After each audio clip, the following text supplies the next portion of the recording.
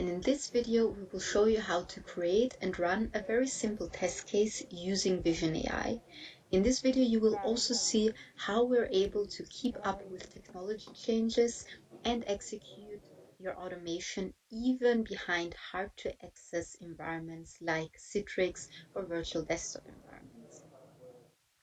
So to start off, we will start our demonstration with a mockup. This is a mockup of an application that we want to automate. Let's assume the designers have given this to the testing department as well as the development department.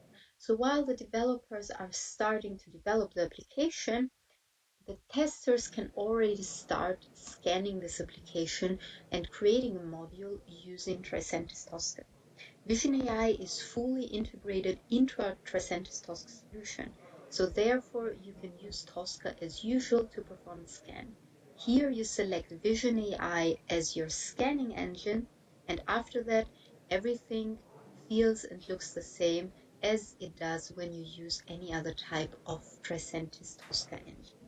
So here you see how you can select all the different elements on the screen by just hovering over them. They are already recognized and you can build your module. If you look to the technical properties of this, you will see that we are now using the typical visual properties like the control type, which in this case is an input. It could also be a drop-down, a table, and so on, many more. You can also specify the label. So in this case, we would look for a control, which is an input that is associated to a label that says annual mileage. All of this only works on the visual representation on the screen and does not need any connection to the technology and the underlying tech layer. So as a next step, when we have our finished module, can now create our test case in Tosca like we always do.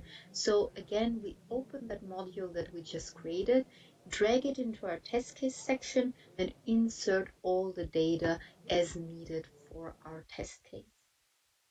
As a next step, we can now run this test case, and we will run it first against that PDF mockup. And as you can see, the test is already running. As it is only using the visual clues, our tests can identify the right elements and try to steer them, which is what we're doing here in this test case. And what we're seeing is that we don't need any connection to the underlying technology. The application is really already automatable by just looking at the visual clues. So as the next step, the finished application comes over. And to make things a bit more complex, it is available behind a remote desktop connection. So here we open a remote desktop connection and open the finished application. And now we just run the same test case that we created towards the mockup, and we can see how easily it also works against the finished.NET application.